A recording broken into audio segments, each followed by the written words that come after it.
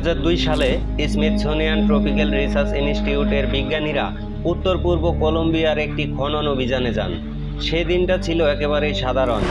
একটি কয়লা খনিতে সাধারণ জীবাশ্ম খুঁজছিলেন তারা, কিন্তু হঠাৎই তারা যেন এমন কিছু আবিষ্কার করেন যা প্রথমে বিশ্বাসই করতে পারেননি। তারা খুঁজে পান 60 মিলিয়ন বছর আগের একটি প্রাণীর মেরুদণ্ডের হাড়। এই আবিষ্কারকে বিশেষ করে তুলেছিল তার বয়স নয়, বরং তার আকার।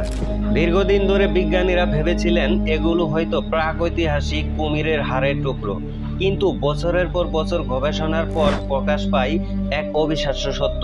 এই হাড়গুলো ছিল একটি সাপের, আর সেটি কোনো সাধারণ সাপ নয়। বিজ্ঞানীরা আবিষ্কার করেছিলেন পৃথিবীর ইতিহাসের সবচেয়ে বড় সাপ, টাইটানোবোয়া। এই হাড়গুলোর সঙ্গে আধুনিক সবচেয়ে বড় সাপ অর্থাৎ 23 ফুট লম্বা অ্যানাকোন্ডার হাড়ের তুলনা করা হয়, তাহলে পার্থক্যটা চোখে পড়ার মতো। অ্যানাকোন্ডার হাড়গুলো যেন খেলনার মতো ছোট মনে হয়। পরবর্তীতে গবেষণা চালিয়ে বিজ্ঞানীরা এই প্রাচীন প্রাণীটির প্রকৃতি বুঝতে পারেন, আর ফলাফল ছিল অনেকটাই বিস্ময়কর। ভাবুন তো, একটি শহরের বাসের থেকে বড় একটি প্রাণী প্রাগৈতিহাসিক পৃথিবীতে চলাফেরা করছে। এমন এক শিকারী যা অনায়াসে একটি পূর্ণবয়স্ক কুমির গিলে ফেলতে পারে। এর মুখ এত বড় ছিল যে একজন পূর্ণবয়স্ক মানুষ প্রায় ঢুকে যেতে পারত। প্রায় 10 মিলিয়ন বছর ধরে এই সাপ খাদ্য শৃঙ্খলের শীর্ষে রাজত্ব করেছে। কিন্তু এখন বিজ্ঞানীরা প্রশ্ন তুলেছেন, টাইটানোবোয়া কি সত্যি ইতিহাসের সবচেয়ে বড় সাপ ছিল? নতুন জীবাশ্ম আবিষ্কার ইঙ্গিত দিচ্ছে হয়তো এর থেকেও বড় শক্তিশালী এবং ভয়ঙ্কর সাপ এক সময় ছিল। এখন আমরা একটু সময়ের পিছনে ফিরে যাই 58 মিলিয়ন বছর আগে বর্তমানের কলম্বিয়ার এলাকায়। এটা শুধু একটা জঙ্গল ছিল না, এটাই ছিল পৃথিবীর প্রথম প্রকৃত ট্রপিক্যাল বন। পরিবেশটা ছিল যেন এক বিশাল উষ্ণ ইনকিউবেটর।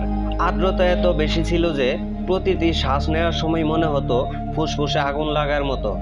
ডাইনোসরদের ধ্বংস করে দেওয়া ক্রিটিশিয়াস যুগের পর প্রায় 5 মিলিয়ন বছর ধরে শীর্ষ শিকারীর জায়গা খালি ছিল। পৃথিবী অপেক্ষা করছিল নতুন এক শাসকের জন্য। আর তখনই আবির্ভাব ঘটে টাইটানোবোয়ার। এই সাপের বিশাল আকারের পিছনে ছিল তৎকালীন চরম গরম আবহাওয়া।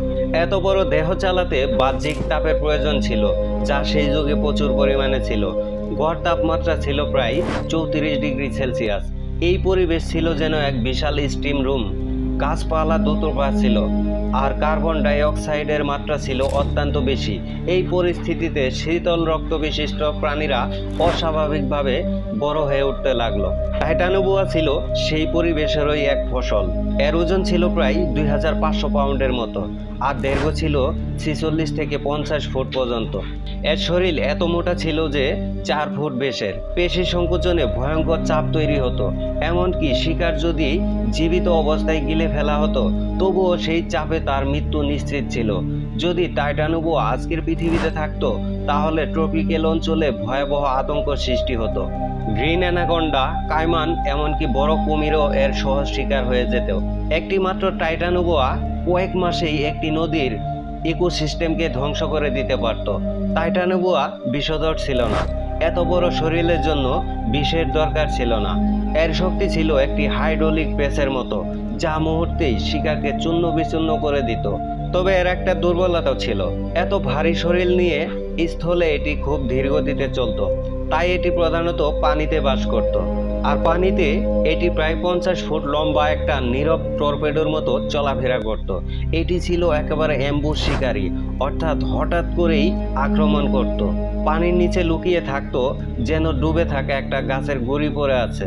এর প্রধান শিকার ছিল কুমির জাতীয় প্রাণী। তবে বড় আকারের কচ্ছপ এর হাত থেকে রক্ষা পেত না, যার খোলসের আকার ছিল 5 থেকে 6 ফুট লম্বা, প্রায় একটি ডাইনিং টেবিলের সমান।